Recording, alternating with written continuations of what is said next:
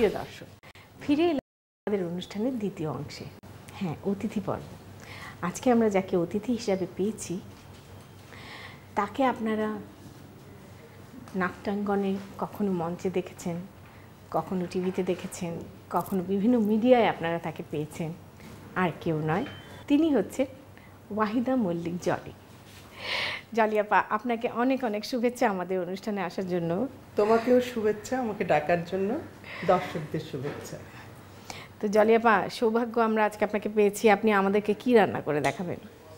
আমি আসলে রান্না শিখি না কখনো, মানে শেখা না, আমি খাই, খেয়ে নিজেই খানিকটা স্বাদটা বুঝে নিয়ে তৈরি আপন মনের মাধুরী মিশিয়ে রান্না করেন। আচ্ছা, ঠিক আছে। তো এটাকে গার্লিক চিকেন বলা যায়, কারণ এটার সাথে চিকেন, গার্লিক এবং ব্ল্যাক পেপার। হ্যাঁ, ব্ল্যাক পেপার। তো এটা এখন ওই তো মানে রসুন মুরগি, এটা তো আমরা গার্লিক চিকেনও বলতে পারি। ঠিক আছে, যেহেতু তো ব্ল্যাক পেপার আছে প্রচুর, তাহলে আমরা এটার নাম দেবো ব্ল্যাক পেপার চিকেন। আর প্রিয় দর্শক, এই ব্ল্যাক পেপার চিকেনটা রান্না করার আগে চলুন আমরা একটু দেখে আসি এটা রাখতে কি কি উপকরণ লাগে।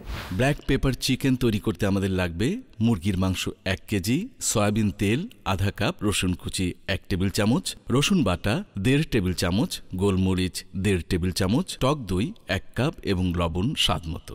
তাহলে এখন কি তেল দিয়ে দিব? হ্যাঁ, তেল। আচ্ছা প্রিয় দর্শক, আমরা প্রায় হাফ কাপ তেল দিয়েছি এবং আমরা একটা মুরগি নিয়েছি না, প্রায় 1 কেজি হবে সাইজে, ছিলা বাছার পরে। তো এখন কি করব? তেলটা গরম হলে আচ্ছা, এখানে রসুন আছে 1 টেবিল স্পুন হবে। হ্যাঁ, সবটা কি দিয়ে দিব? হ্যাঁ, সব। আচ্ছা, আমি সাথে সাথে কিন্তু মুরগিটা দিব, মানে আচ্ছা, গন্ধটা বেরোচ্ছে।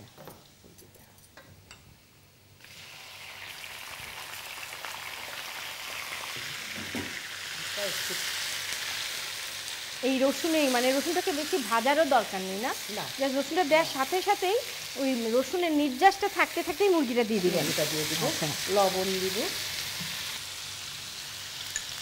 প্রিয় দর্শক, আপনারা সবাই এনজয় করছেন জলি আপার একদম অ্যামেচার রান্না।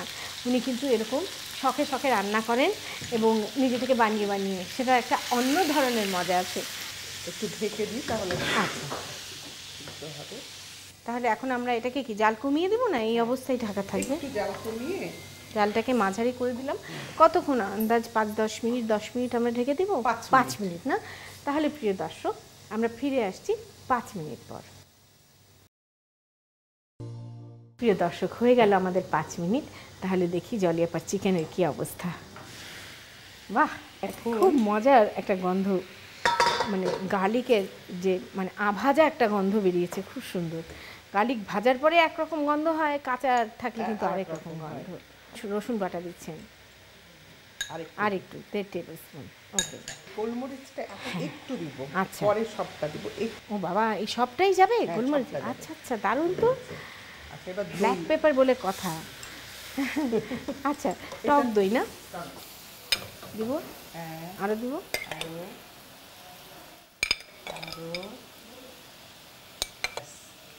প্রিয় দর্শক, আমরা ঠিক 1 কাপ, 1/4 কাপ করে 4 বার দিয়ে ঠিক 1 কাপ টক দই আমরা এর মধ্যে দিলাম।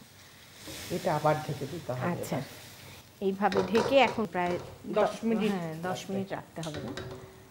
প্রিয় দর্শক, তাহলে আমরা এই মুরগিটাকে 10 মিনিটের জন্য রান্না হতে দেই। আমরা আবার ফিরে আসছি 10 মিনিট পর। আমরা খুলে দেখি, বেশ ভাজা ভাজা হয়ে এসছে না?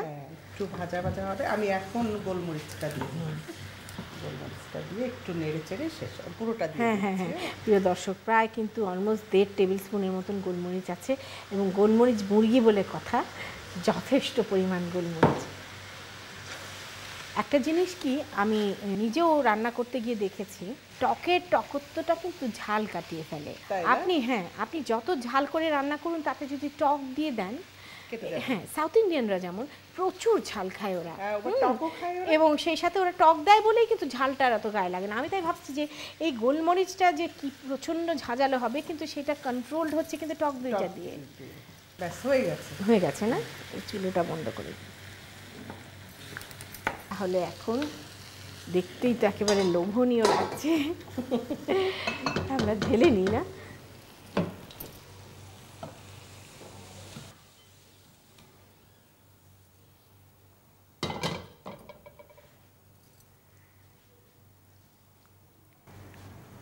অসাধারণ সুগন্ধ বেরিয়েছে, একেবারে পিওর গোলমরিচের।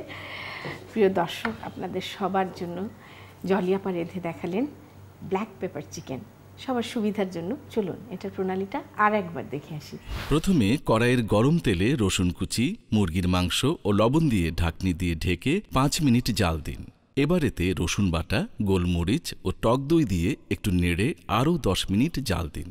সবশেষে গোলমরিচ দিয়ে সামান্য নেড়ে পাত্রে তুলে পরিবেশন করুন ব্ল্যাক পেপার চিকেন। জলিয়াপা, আপনারটা আমি খাবো, আমারটা আপনি খাবেন।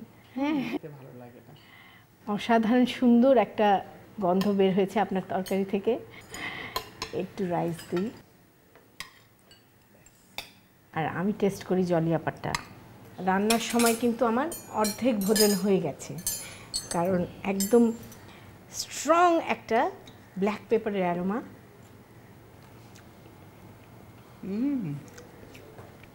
দারুণ।